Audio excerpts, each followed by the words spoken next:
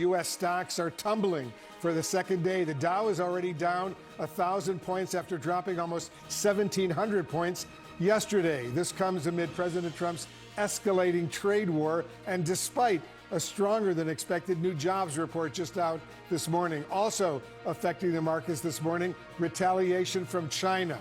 Beijing announced it's responding to the White House's sweeping tariffs with 34% new tariffs of its own against the United States.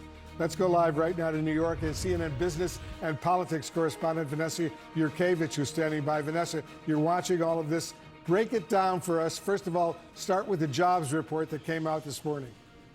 Yeah, well, this jobs report, better than expected jobs report, may have softened the opening on Wall Street just a little bit. But look at stocks right now. Look at where markets are really tumbling this morning as investors are pricing in really the worst case scenario, a trade war escalation. They are looking for some sense that the administration is willing to negotiate with countries. That does not seem to be the case. Investors telling me that their trust has been just completely eroded as this trade war escalates. As you mentioned, though, a bright spot, the jobs report, better than expected numbers in March. Hiring picked up 228,000. That's more than 100,000, or about 100,000 more than expected. And the unemployment rate ticking up to about 4.2%, just slightly from 4.1%.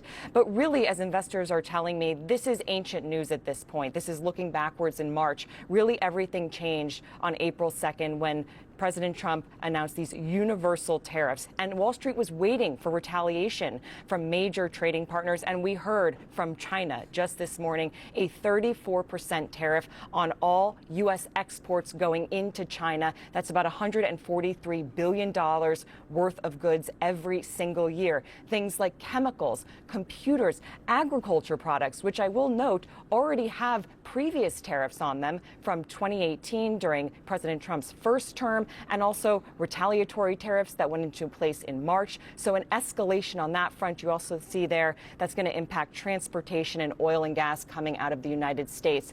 But worth noting, though, that we, the U.S., get a lot more from China than we send them. We get about $438 billion worth of goods every single year. And that now also, because of what President Trump put in place, has a 34% tariff on those goods. Economists agree, Wolf, that those prices, those increase in prices, will likely get passed down to us, the U.S. consumers. As we prepare to chat about what the markets are doing, Donald Trump is actually on social media calling out China and saying that they played it wrong, quote, and that they panicked in response to his tariffs. But, you know, all of this obviously evident in the global stock markets, which have tanked since that China announcement just a couple of hours ago. The message we just had from the President of the United States just goes to show there is a lot of ego involved, and you do question how far tit for tat goes. Looking at global markets, let's have a check-in.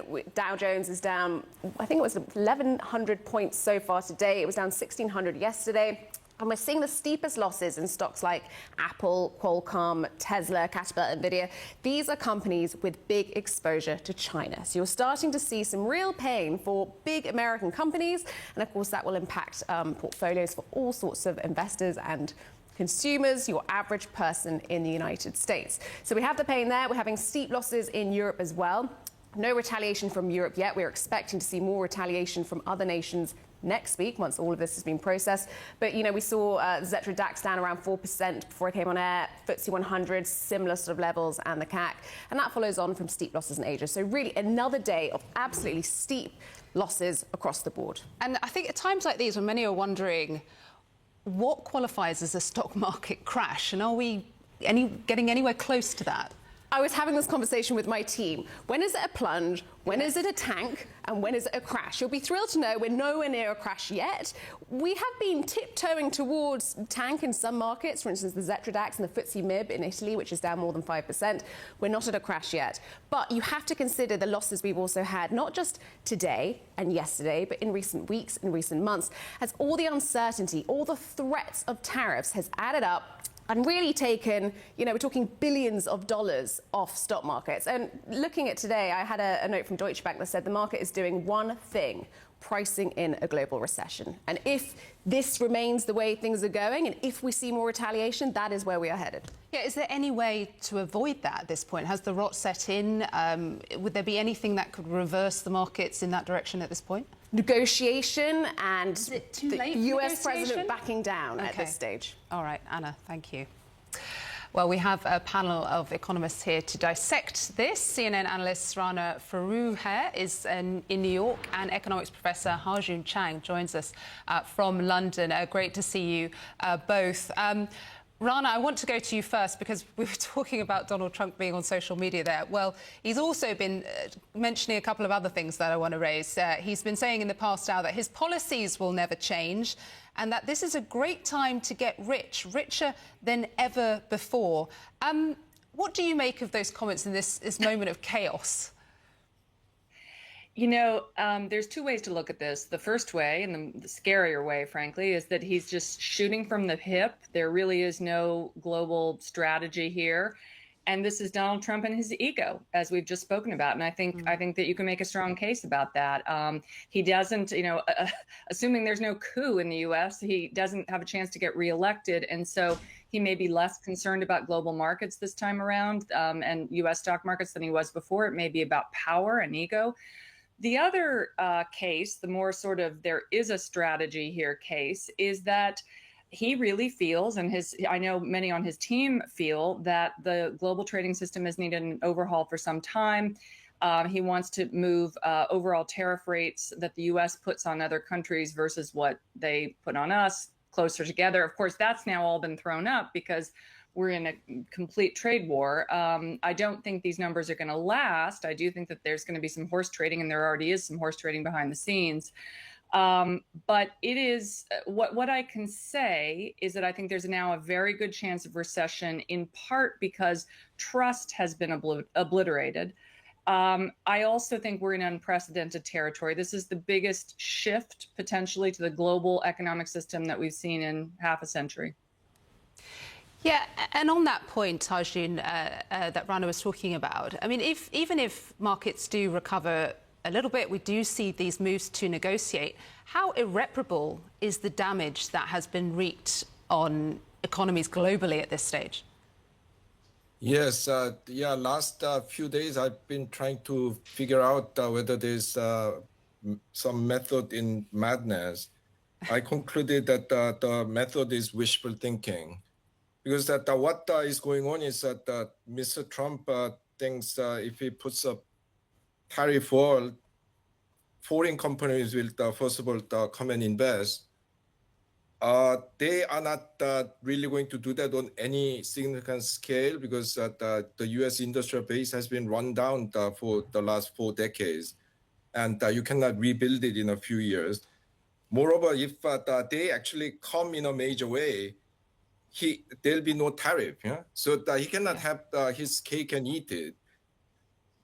As for American companies, they are not going to invest on any large scale because the American financial system in the last few decades have become really parasitic and has been working as a mechanism to suck out the profit from corporations. So in the last 25 years, 90 to 95% of corporate profits have been given to the shareholders in the form of excessively high dividends and stock buybacks. And American companies do not have money to invest. So unless he does something about the financial system as well, all this extra profit generated for American companies by tariffs will be just leaking out of the system. So I'm afraid that it's all based on wishful thinking. And most critically, in the last couple of days, the United States has basically given up on being a country based on the rule of law. South Korea, my native country, signed a free trade agreement with the United States about 15, 20 years ago. And now we are getting 25% tariff. So now who's going to take American commitment seriously? Yeah, in many ways, it's a realignment of world order that's happening here, Rana. And it was interesting to see China's Vice Commerce Minister come out earlier and say he wants to work with the EU to oppose protectionism, unilateral bullying. I mean, how expansive are the moves we're going to see here for realignment globally among trading blocs? Huge. It's going to be huge. And this is... it really is an opportunity for China. It's kind of, in some ways, it's China's game to lose now. And it'll be very interesting to see how Xi Jinping and how Beijing plays this. You know, I would be a little bit skeptical about whether you're going to see some kind of complete new alliance between China and Europe, because what's going to happen now is that a lot of cheap Chinese goods are going to flood into Europe because they can no longer flood into the US. And are the Europeans going to like that? No, they're not. So this is where you start to get into that cascading sense of, oh boy, you know, we really are in a global trade war here. Now, if the Chinese were to suddenly say, you know what, we're going to acknowledge that we've been dumping cheap steel, cheap EVs, you know, cheap solar panels onto the world. And guess what, Europe? We are going to cut a new and more productive paradigm with you. Well, that would be very interesting. And in that sense, then Donald Trump may have made Europe great again.